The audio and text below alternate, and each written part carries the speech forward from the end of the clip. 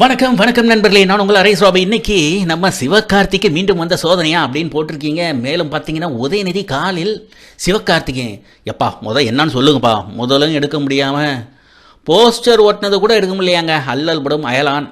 மேலும் பார்த்தீங்கன்னா நம்ம அருண் விஜய் அவர்களுக்கு இது மிகப்பெரிய ஒரு பிரேக் அப்படின்னு தான் சொல்லணும். எல்லாருமே கேப்டன் மில்லர், சிவகார்த்திகனோட அயலான் இப்படின்னு கம்பேரிசன். மேலும் நம்ம ஜெயார் பாலு மாதிரி இருக்கிறவங்கெல்லாம் அவர் லியோவையே பீட் பண்ணிட்டு அடுத்த சூப்பர் ஸ்டாரே அவர் தான் அப்படின்னு சிவகார்த்திகேயனை ஐயோ அம்மான்லாம் பேசிகிட்டு இருக்கிற சமயத்தில் போஸ்டர் ஓட்டின காசு கூட எடுக்க முடியலங்க கேரளாவில். அதுவும் இல்லாமல் தமிழ்நாட்டில் பல ஸ்க்ரீனை இழக்கிற நேரிட வந்துட்டுருக்கான் நம்ம சிவகார்த்திக்கு. சரி, இது எல்லா விஷயத்தையும் வெட்ட வேற அணி வேற எல்லாத்தையுமே வெட்ட வெளிச்சமாக காமிக்க போகிறோம் இந்த காணொலியில். எஸ் மை டியர் ஃப்ரெண்ட்ஸ், அதுக்கு முன்பு நம்ம சேனல் அரேஸ் ராபியை சப்ஸ்கிரைப் பண்ணிவிடுங்க. வாங்க காணொலிக்கு. ஐயா என்னையா ஆச்சு அப்படின்னு கேட்டிங்கன்னா, அயலான் பல ஸ்க்ரீனில் இழக்க போகுதுங்க. ஏன் என்ன காரணம் அப்படின்னா எல்லாம் மிஷன் சாப்டர் தான். மிஷன் சாப்டர் படம் முக்கியமாக பார்த்தோம்னா ரெட் ஜெயின் மூவிஸோட வெளியீடு. மேலும் இந்த படத்துக்கு கலப்பு விமர்சனம் இல்லை, எல்லாமே பாசிட்டிவ்ங்க. டார்கெட் ஆடியன்ஸ் யாருன்னு பார்த்தா ஃபேமிலி ஆடியன்ஸாக இருக்கிறாங்க, யூத்தாக இருக்கிறாங்க, கிட்ஸாக இருக்கிறாங்க. எல்லாருக்குமே பிடிச்சிருக்குது. ஏன்னா குழந்தைங்களை காப்பாற்றுற மாதிரி இருக்குது. ஆனால் இங்கே செய்யார் பாலு மாதிரி ஆள் என்ன ஓட்டிக்கிட்டு இருந்தாங்கன்னா கிட்ஸ் ஆடியன்ஸ், ஃபேமிலி ஆடியன்ஸ், நம்ம சிவகார்த்திக் மட்டும்தான். ஆனால் சிவகார்த்திக்கு இப்போ பொறுக்கி கார்த்தியாக மாறிட்டாப்ல. அதனால் நம்ம வீட்டு பிள்ளை எங்கள் வீட்டு பிள்ளை இப்போ பொறுக்கி பயலாக மாறினால அப்படியே ஆடியன்ஸு மாறிடுச்சு. நாள் பங்கம் ஆகிடுச்சு. நாள் 4 கோடி தான் நம்ம தமிழ்நாட்டில் எடுத்துச்சு. 4 கோடியை சம்பாதிச்சது கேப்டன் மில்லர் கேரளாவில். ஸோ கேரளாவில் நம்ம தனுஷ் எவ்வளோ காசு சம்பாதிச்சாரோ அதுதான் நாள் இங்கே சம்பாதிச்சது. இதுலேயே தெரிஞ்சுக்கலாம் நம்ம சிவகார்த்திக்கு எந்த அளவுக்கு ஆடியன்ஸு குறைஞ்சிட்டாங்க அப்படின்னு. இந்த பக்கம் மிஷன் சாப்டர் 1 ஸ்லோ அண்ட் ஸ்டெடியாக வேறு லெவலில் மேலே வந்துட்டுருக்கிற சமயத்தில் எப்பா உனக்கு இருந்த ஸ்க்ரீனு போதும் அப்படின்னு உருவிட்டானுங்களாம். இப்போ என்ன ஆச்சு அப்படின்னா பல ஸ்க்ரீன் அதிகமாக்கியிருக்காங்க மிஷன் சாப்டர் 1க்கு. சிவகார்த்தி இந்த சமயத்தில் பட்ஜெட்டு 120 கோடி, ஆனால் இப்போ தான் அவங்க 50 கோடி வந்திருக்காங்க. பாதி கடலை கூட தாங்கலை. ஸோ இந்த கடலை தாண்டுறாங்களா இல்லையா, கடனை தாண்டுவாரான்றது தான் சிவகார்த்திக்கு மிகப்பெரிய விஷயம். சரி, இது மட்டும் அப்படின்னு கேட்டிங்கன்னா உதயநிதி காலில் விழாத கூட சிவகார்த்தி ரொம்ப ஆவலாக இருக்காராம். ஏன்னா படம் ஓடணும், இல்லைன்னா பயவுல அவ்வளோதான், மீண்டும் கடன் பயங்கர. சரிங்கயா, எப்படியோ சிவகார்த்தியை ஒழிச்சிட்டிங்க அப்படின்னு நினச்சிங்கன்னா அதெல்லாம் கிடையாதுங்க. என்னை பொறுத்த வரைக்கும் எந்த ஒரு பாகுபாடும் கிடையாது. இது ஒரு பிரேக் அருண் விஜய்க்கு அப்படின்னு தான் சொல்லுவேன். இது தனுஷ் சிவகார்த்தியெல்லாம் விட்டுருங்க. எத்தனை வருஷமாக போராடிட்டு இருக்கிறாப்புல அருண் விஜய். மிக அருமையான நடிப்பு, ரொம்ப பாடுபட்டு இவ்வளோ நாள் காத்திருந்ததுக்கு அதான் ஆங்கிலத்தில் ரெசிலியன்ஸ்னு ஒன்று சொல்லுவாங்கள்ல, அந்த ஒரு விஷயத்தை நம்ம அருண் விஜய்கிட்ட பார்க்கலாங்க. அடுத்தது வணங்கண்ணா நம்ம பாலா டைரக்ஷனில் வருது. அந்த படமும் வெற்றி பெற அடுத்தது பார்த்திங்கன்னா 7 நாளில் 80 கோடியா அப்படின்னு சொல்லக்கூடிய சமயத்தில் இங்கே தான் தனுஷ், சிவகார்த்தி, அதாவது கேப்டன் மில்லரா அயலானா அப்படின்ட்டு இருக்கிறானுங்க. ஆனால் அந்த பக்கம் பார்த்திங்கன்னா 2 दिन में 3 दिन में அப்படின்னு ஹிந்தியில் எவ்வளோ ஹாலிவுட்டில். இந்த பக்கம் பார்த்திங்கன்னா கேப்டன் மில்லரை தெலுங்கு நாட்டில் என்ன சொல்கிறாங்கன்னா குண்டூர்காரத்துக்கும் இதுக்கும் இணையாக அப்டேட் பண்ணி போட்டுட்ருக்காங்க. இது எவ்வளோ கோடி, அது எவ்வளோ கோடி அப்படின்னு. ஏன்னா அந்த இடத்துல தனுஷ் வேறு லெவலில் பெர்ஃபார்மன்ஸு. ஸோ டோட்டலாக இங்கேயே பார்த்தீங்கன்னா ஓவரால் வேர்ல்டு வைட் கலெக்ஷன் பார்த்தாலே கிட்டத்தட்ட அவருக்கு 80 கோடி வந்துடுச்சு. பட்ஜெட்டு பார்த்தீங்கன்னா 50 கோடி. அடேங்கப்பா. சரி, ரைட், ஓகே. இந்த படம் கிட்டத்தட்ட 100 கோடி லாபியை கிராஸ் பண்ணிடும் அப்படின்னு வச்சுக்கலாம். ஸோ அயலானை தூக்கி வேறு இடத்துல போடுங்க அப்படின்னு சொன்னாலும் கலெக்ஷன் அயலான் எவ்வளோ ஆச்சு அப்படின்னா அயலான் என்ன சொல்கிறாருப்பா, ஏன்டா பரதேசி பயல்களா, பேசாமல் என்னையே நடிக்க விட்டுருந்தீங்கன்னா ஃபுல்லாகவே நானே அள்ளி இருப்பேன் காசு அப்படின்ற மாதிரி தாங்க இருக்குது. ஏன்னா பாதி வரைக்கும் அயலான் ஏன் நல்லா இருந்துச்சுன்னா ஏலியன் இருந்தார். அதுக்கப்புறம் பார்த்தீங்கன்னா ஏலியன் மாதிரி நம்ம சிவகார்த்தியை மாறினால அங்கே தான் பிடிக்கலை. ஸோ ஆல்மோஸ்ட் சிவகார்த்தியை பிடிக்கலை. அதுதான் ஏலியனே ஃபுல்லாக ட்ராக்கை ஃபுல்லாக ஓட்டிகிட்டு போயிருந்தா இந்நேரம் படம் வேற எங்கேயோ போயிருக்கும். ஸோ சிவகார்த்தி மேலே வன்மம் என்பது மக்களிடையே இருக்குது. மக்களுக்கு பிடிக்கலை என்ன நடித்தாலும் அப்படின்ற மாதிரி தானே இருக்குது. செகண்ட் ஹாஃப் தான் போரிங்கு, ஃபஸ்ட் ஹாஃப் சூப்பர். அப்போ ஏலியன் பர்ஃபார்மன்ஸு ஏலியனுக்காகத்தான் போனாங்க, சிவகார்த்திக்காக போகல. சிவகார்த்தியை பிடிக்கலை அதனால் ஏலியனுக்காக போனாங்க அப்படின்னு கிடையாது. ஏலியன் அதுதான் முக்கியம். ஸோ இது கிட்ஸே சில பேர் பார்த்திங்கன்னா எல்லாருமே கிட்டத்தட்ட பார்த்தீங்கன்னா ரக்கட் பாய்ஸ் மாதிரி தெரியுறானுங்க, ட்ராகன் கிட்ஸ். இந்த கிட்ஸுங்களுக்கெல்லாம் இதெல்லாம் பிடிக்குமான்னா கொஞ்ச நாள் அது அந்தளவுக்கு இதாகலை. ஏதோ விஎஃப்எக்ஸு 65 கோடி செலவு பண்ணியிருக்காங்களாம், அதனால் அது நல்லா இருந்துச்சு. ஸோ ஏலியன் நம்ம அயலான் அதுதான் சூப்பரே தவிர எஸ்கே அயலான் அப்படின்றது ஒரு மிகப்பெரிய ஜீரோவாக ஆயிடுச்சு.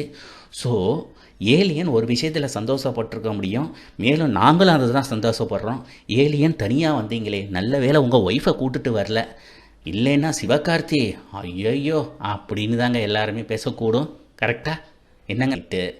அடுத்து கேரளா அயலான்னு சொன்னோம் பார்த்தீங்களா, போஸ்டர் ஒட்டின காசு கூட கிடைக்கலைங்க. போஸ்டர் ஒட்டின காசு கூட கிடைக்கலையாம், கொலை வெறியில் தீரானுங்களாம். இனிமேல் இந்த பக்கம் இவன் படத்தை எவனாவது எடுத்துகிட்டு வந்தீங்க அவ்வளோதான் அப்படின்னு சொல்கிறாங்க. எங்கே? கேரளாவில் சொல்கிறாங்க. சரிங்களா? தமிழ்நாட்டில் சரி பொழைச்சி போட்டோம் அப்படின்ற மாதிரி விட்டுருக்கானுங்க. இனிமேல் சிவகார்த்தி வந்து மீண்டு வருவதுன்றது செய்யார் பாலு ஏதாவது படம் எடுத்தாருன்னா உண்டு, அவ்வளோதாங்க. ஏன்னா பெக்கர் பால் என்ன வேணாலும் பேசுவார் அவர். அடுத்த சூப்பர் ஸ்டார்னுவார், சூப்பர் ஸ்டார் படத்தில் நடிக்கிறேன்றாப்புல சூப்பர் ஸ்டாரே வந்து நடித்து கொடுப்பா, நீ வந்து நடித்தாதான் படம் ஓடும்பா அப்படின்ற மாதிரி சொன்னாலும் சொல்லுவான் அவன். சரி, இப்போ நீங்கள் சொல்லுங்கள், இந்த படத்தோட பட்ஜெட்டு 120 கோடியா 100 கோடி சொல்கிறானுங்க. அதுக்கப்புறம் படிப்படியாக இறங்கிட்டு இருக்கிறானுங்க. அதாவது படத்தோட கலெக்ஷனை தான் வந்து இவ்வளோன்னு சொல்லிவிட்டு அதுக்கப்புறம் இறக்கி சொல்லுவானுங்க. இவனுங்க படத்தை பட்ஜெட்டை 120 கோடின்னு சொல்லிவிட்டு இப்போ என்னன்றானுங்க 100 கோடின்றானுங்க, 80 கோடின்றானுங்க. அடுத்து இதை விட காமெடி என்னென்னா 50 கோடியை கிராஸ் பண்ணிடுச்சு, மொதல் 100 கோடி அடிக்க போகுதுன்றானுங்க. உண்மை என்னன்னு பார்த்தா 35 கோடி கூட கிராஸ் ஆகலை, அதுதான் உண்மை. மேலும் ஸ்க்ரீனெல்லாம் கொஞ்சம் எடுத்துட்டாங்க. இனிமேல் வந்து தம்பி மிஷின் சாப்டரை போடு, இது காற்று வாங்குது அப்படின்னு. ஒரே 1 கோடியோ 1.5 கோடியோ தாங்க ஒரு நாளில். அடுத்தது திங்கக்கிழமை அந்த ரேஞ்சாக, திங்கக்கிழமை இல்லைன்னா அதாவது லீவு முடிஞ்ச அடுத்த நாளே.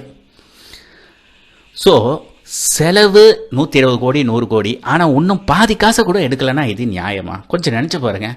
இதனால் தயாரிப்பாளர்கள் விநியோகஸ்தர்கள் கொலவெறியில் இருக்கிறார்கள். யார் மேலே? நம்ம சரி, பட்ஜெட்டு 25 கோடி. எது? நம்ம மிஷன் சாப்டர் 1. எஸ்கே காலி, அருண் விஜய் ஜாலி. எப்படி சூப்பராக இருக்குங்களா? கரெக்டாக இருக்குங்களா? அவ்வளோதாங்க. ஏன்னா இது எல்லாத்துக்கும் காரணம் சொந்த காசுலேயே சூனியம் வச்சுக்கிட்ட நம்ம சிவகார்த்தி தான். ஒன்று நான் அப்பயே சொல்லினேன், என்னென்னா படத்தை கான்சன்ட்ரேட் பண்ணு, செலக்ட் பண்ணுறதால நல்ல படமாக எடு, மெயினாக உன்னுடைய பெர்ஃபார்மன்ஸை நீ மனசில் ஏதோ ஏற்றிட்ட போல இருக்கப்பா, சூப்பர் ஸ்டாரு நீங்கள் தான் அடுத்த இளைய தளபதி விஜய் அப்படின்ற மாதிரி அதெல்லாம் விட்டுட்டு படத்தில் உனக்கு என்ன ரோலோ அதை மட்டும் பண்ணு. சிவகார்த்திகனுக்கு அடிக்கடி சொல்வது, டான் படத்தில் எப்படி உன்னை டேரக்டரை அடக்கி வச்சாரோ அந்த மாதிரி ஒரு டேரக்டர் படத்தில் போய் நடிப்பா. நீ டேரக்டரை கண்ட்ரோல் பண்ணாத, நீ டேரக்டரை கண்ட்ரோல் பண்ணினா நீ கடனை தான் கண்ட்ரோல் இல்லாமல் போயிடும். அதுதான் முக்கியமானது. மிஷன் சாப்டர் 1 ஒரு மிகப்பெரிய பாடம். யாருக்கு? சிவகார்த்திகேயனுக்கு. அருண் விஜய்க்கு விடாமுயற்சி. விடாமுயற்சி அஜித்தோட படம் வெளியே வருதோ இல்லையோ, ஆனால் அருண் விஜயோட விடாமுயற்சி மிகப்பெரிய அளவில் பொங்கலுக்கு அவர் தாங்க. இந்த பொங்கல் அருண் விஜயோட மாஸ், அதாவது மிஷன் சாப்டர் தான் மாசு. மீதி எல்லாம் ஒன்றும் இல்லை, புஷ் ஆகிடுச்சு. சரி ரைட்டு, ஓகே. நம்ம கேப்டன் மில்லரும் அயலானியும் ரெண்டுத்தையும் சேர்க்க முடியாது. ஆனால் பட்ஜெட்டு போட்ட 25 கோடியிலே மிஷன் சாப்டர் 1 கிட்டத்தட்ட 18 கோடி எடுத்துட்டாங்க. அதுக்கப்புறம் சேட்டலைட் ரைட்ஸு அது இதுன்னெலாம் பார்த்தா கிட்டத்தட்ட அவங்க எப்படியும் வந்து போட்ட பட்ஜெட்டை விட ஒரு 10 கோடி லாபம் 15 கோடி லாபமாவது எடுத்துருவாங்க. ஆனால் சிவகார்த்திகேயன் பாதி இதே தாண்டலைன்றது தான் கஷ்டமாக இருக்குது. சரி ரைட்டு, ஓகே. இதுக்கெல்லாம் காரணம் என்ன?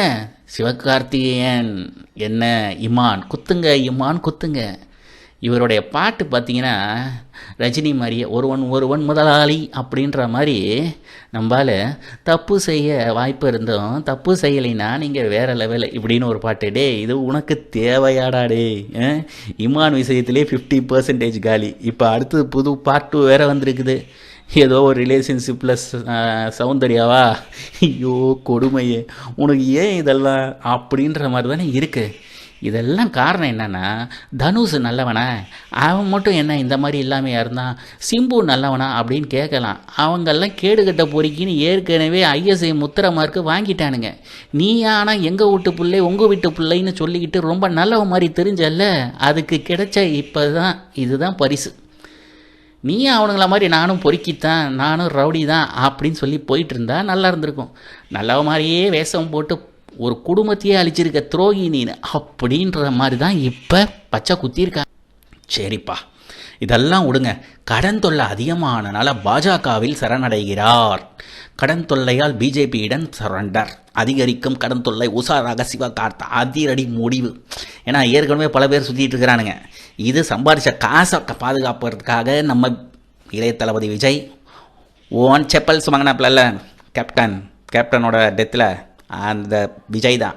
அந்த விஜய் இப்போ எங்கே சிக்கியிருக்காரு? பிஜேபிகிட்ட சிக்கியிருக்காரு. நம்ம விஜய் ரஜினிகாந்த் ஏற்கனவே அவர் அதில் தான் ஐஎஸ்ஐ முத்திரை மார்க் குத்துன மாதிரி இருக்காப்புல.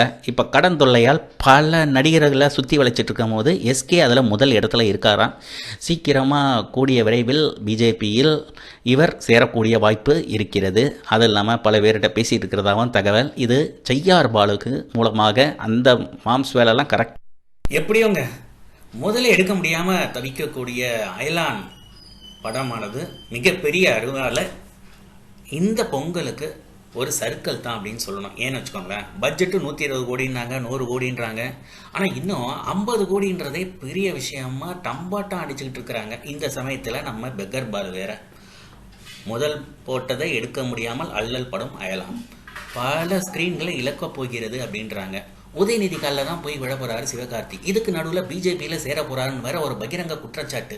எல்லாத்தையும் சமாளித்து கடனை அடைச்சி திரும்ப நல்ல படத்தை நடித்து நல்ல பேரை வாங்க முடியுமா அப்படின்றத நீங்களே காமெண்ட் பாக்ஸில் கமெண்ட் பண்ணுங்கள். என்னன்னு பேசி தீர்த்துப்போம்.